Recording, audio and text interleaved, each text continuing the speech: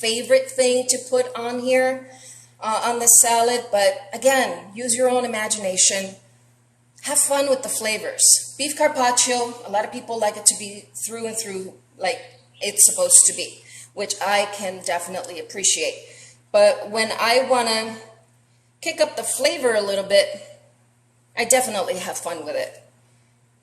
So for me, if I have fresh Parmesan, fresh capers, and a beautiful olive oil to finish it off with, then I am a happy, happy chef. So that is what we're working with today. Okay, so I just gave that a quick little loose tie. So the reason why I do that is so that when it hits the pan, it's going to cook evenly. You're not going to have one end cook a lot sooner than the other. Everything will be beautifully kissed, like I said, with that olive oil. 1 second.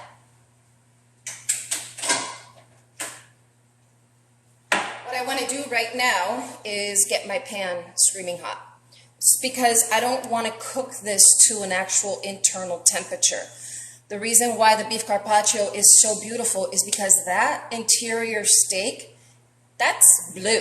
Like, that is cold. It is gorgeous. And this technique that I'm showing you, it's just a way for you to elevate that flavor so that, again, you have that olive oil, the steak, and this pepper that I'm going to put all over the top here, just all working together with whatever garnishes you choose.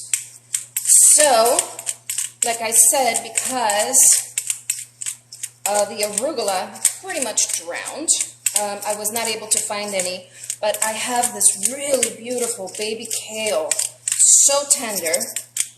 And you guys are noticing I'm putting a lot of black pepper on this. This is going to be black pepper encrusted, but I'm only doing that on one side. If you notice, I'm only going to do that on one side. And again, that has already been marinating in my fridge with the Truly. Now we're going to hit that with some salt. And this is sea salt. I like to use a coarse salt when I make a beef carpaccio because, again, of the preparation. And I just love it when you have that olive oil, the pepper, and the salt just kind of hit you as soon as you pick it up and eat it. It's perfection. So I can hear my pan is already pretty hot. So I'm going to roll over that way so I can show you these next steps really quickly. So what I'm doing is getting that pan really, really hot without any oil in it.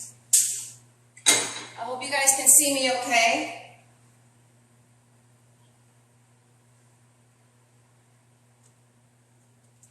I put a little bit of that La Padella, that saute oil, in my pan, and then I don't touch it for a few seconds. Give that a swirl.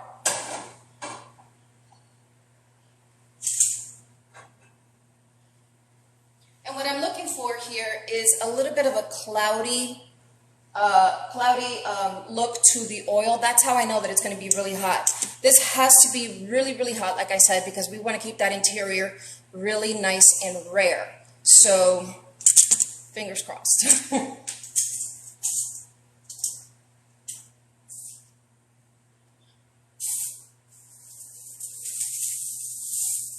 And you can always test it just by putting it down for just a second.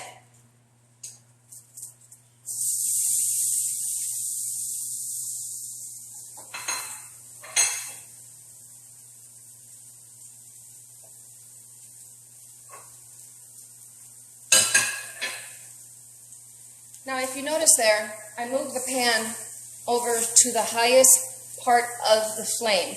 I don't have a pan small enough, and typically you want to use a pan with a circumference that's just ever so slightly bigger than whatever meat you're cooking so that you don't burn or have wrong temperature in the interior.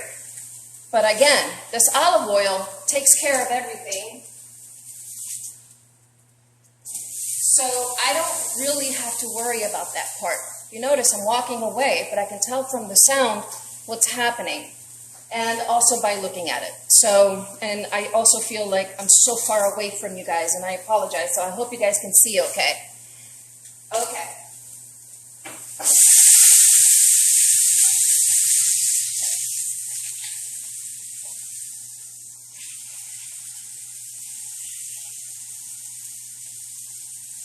said, all I'm doing here is just searing it on all sides, and then we're going to wrap it in plastic, put it into the freezer, and then we're going to slice it really nice and thin. Putting it into the freezer for a half hour, like I said, allows you to slice it really nice and thin.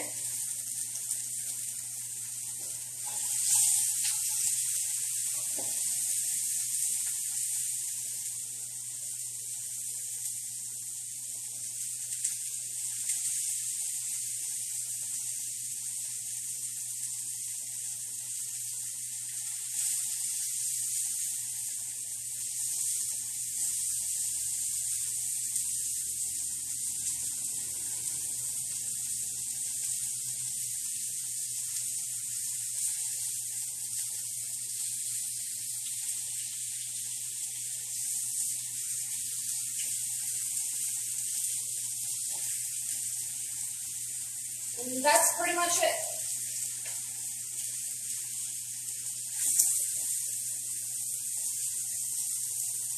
I flip it over back onto the pepper side and let it kind of cool off with the pepper going with it. Just to give it an extra hard little bit of sear without a lot of flame.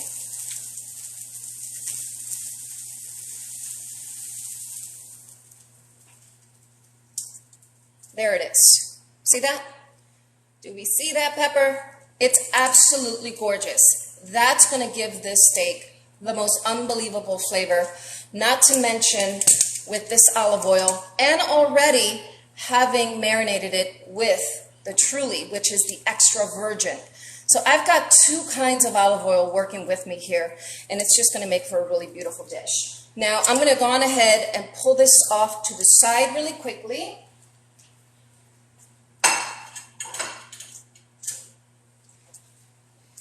And I'm going to bring my plastic wrap, which is right here. Now you do want to let that cool off a little bit. And I know I only have a little bit of time here, but through the power of television, I already have a fillet already prepared and in the freezer. So right now I'm just going to do a bunch of little chopping and get my plate ready so then I can slice that steak, put it on there, and you can literally cover it and put it back into the fridge if you want to until it's time to eat, or go on ahead and hit it with that extra virgin Truly olive oil. Put that Parmesan over the top, go to town, have some fun. So now, again, because it's, you know,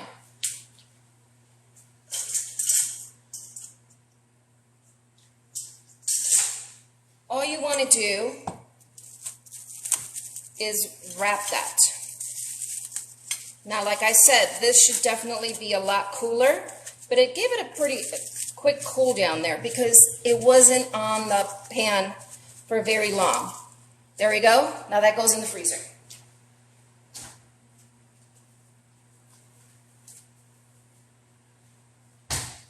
Now until it's time to slice my steak, I'm going to go on ahead and do a quick little dress here of a salad. So I just have a little bit of picking to do. I love the tenderness of these baby basil leaves. I mean, I just absolutely love it. This is actually going to be a pretty quick live today, I hope. Oh, we're already getting down to the wire. Okay, so there's that. And then Parmesan. I just went ahead and hand-picked really pretty leaves, if you could see there. And now with a peeler, I'm going to go on ahead and shave some of this Parmesan. And you want to do it really nice and thin. Have it look nice on the plate. I love Parmesan.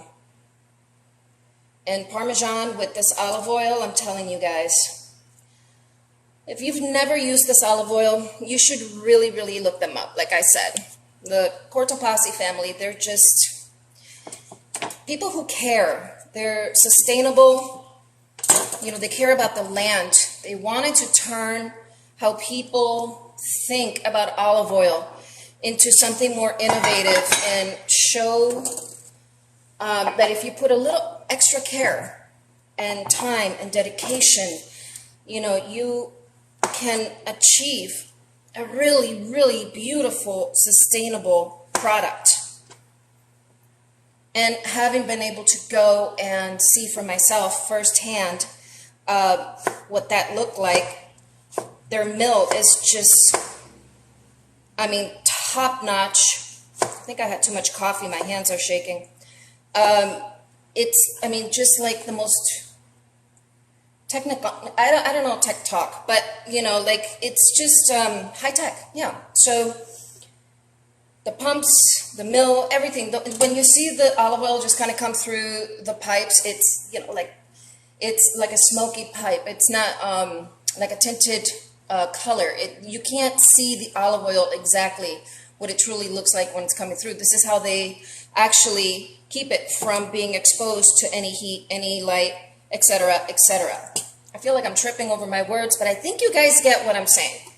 Obviously, you know that I'm passionate about this product because I keep talking about it, and I definitely go out of my way to travel with it. And if you guys have a mandolin, please by all means do that with a mandolin instead. I'm in a rental here and I am at the mercy of the house. So, but it's okay. It's still looking good. And then I'm going to pick some of this baby kale. And right now what I'm doing is I'm just putting a mise en place together.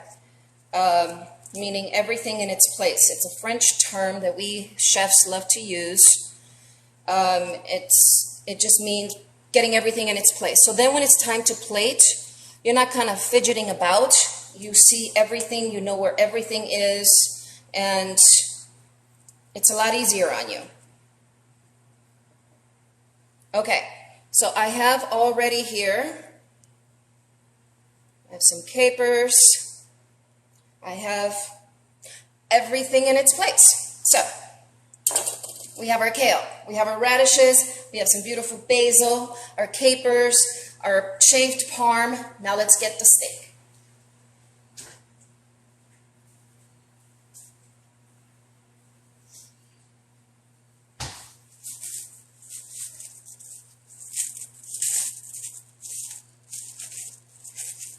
Now, what we are hoping for here is a perfect rare.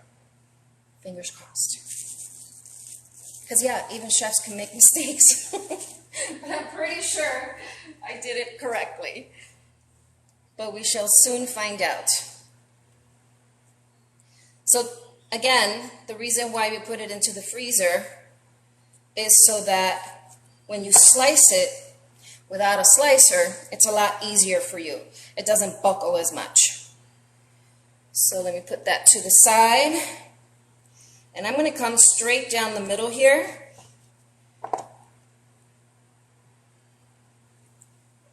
There.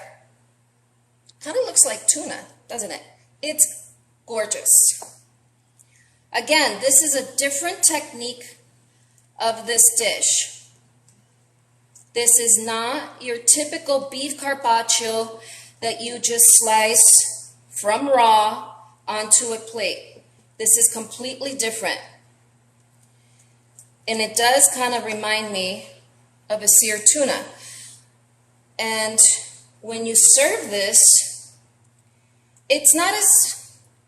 I realized in my restaurant that it wasn't as off-putting to guests when it's not completely raw. Like when they see a sear, they're okay with that.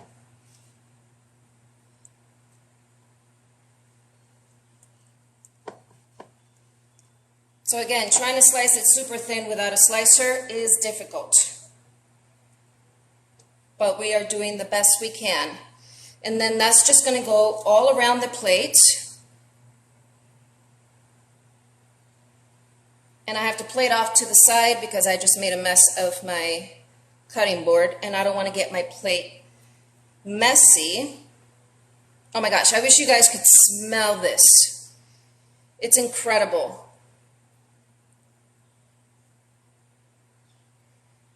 But yeah, getting that paper thin look, it's difficult with just a knife, let me tell you. Unless you let the steak sit in there a little bit longer, then you could definitely achieve that a little bit better. But again, we're just here showing you a technique that you can definitely perfect at home. So now, we're just going to put around, I'm going to put off to the side. I'm going to clean that off a little bit. Put off to the side the other piece, which will be my snack later. And then we're just going to go around the plate and just make it look really beautiful, you know? But again, I love, love, love, love the arugula. And it looks like I'm not going to have time to do the crostino, which I really, really wanted to do. But for dinner, we'll definitely have to do that. I want to make sure and finish the live before something happens to our internet. Oh, thank you. Thank you, sweetie.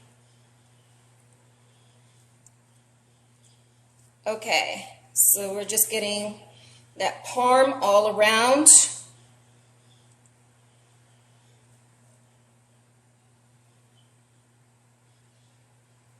Now again, this is just one version of this dish. I've made this dish so many different ways, it's not even funny. I also make this dish with beets for my vegans. No cheese, or I use vegan cheese, but you can pretty much make a carpaccio with roasted beets, or actually raw beets as well. Okay. So that's beautiful. I'm going to give this a little squeeze of lime. I'm going to go over the top with some pepper, or excuse me, some salt.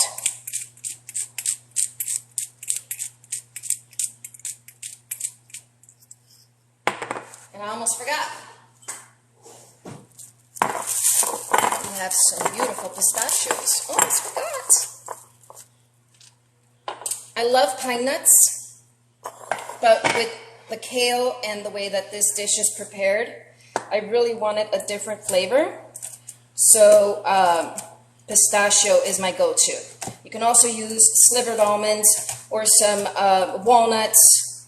It's really up to you. Just you guys having fun, pushing that envelope a little bit when it comes to your cooking, using this amazing olive oil to help you elevate your dishes.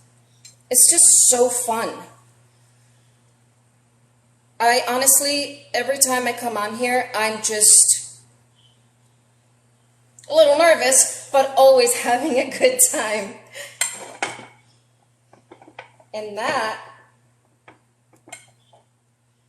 okay, so that's how that looks. Look at that. Boom. Absolutely gorgeous. So now what I'm going to do is, because you know I have to, it is not the dish without it.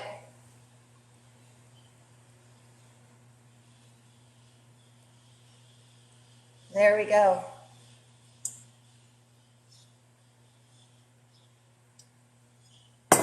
Okay. And there is my beef carpaccio, guys.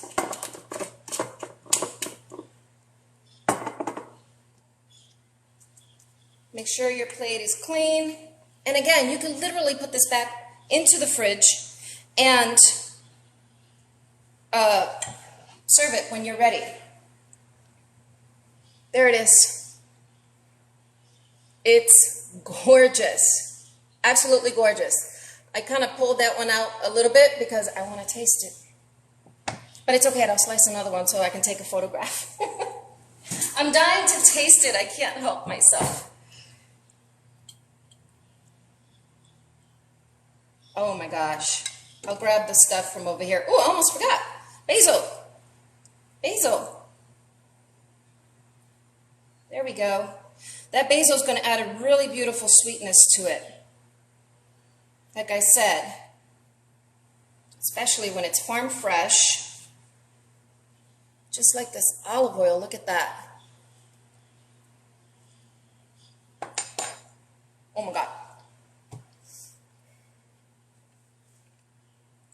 I seriously always surprise myself. This olive oil, guys, I can't say enough about it. Check it out. Cursor down here. Everything I used. You guys have any questions, anything at all, please contact me, DM me. If you need this recipe, I can definitely make it available to you. I'm going to photograph this and upload this video as well here on my YouTube page, on Instagram, so you guys will have it to your disposal. But definitely come back and see me here next month for another beautiful Corto olive oil driven recipe. These guys are truly amazing. Please check them out. Look at it. I can't wait to eat this. Look at that. I'll see you guys next time, okay? Thank you so much. Ciao, ciao. Mwah, mwah, mwah. So pretty.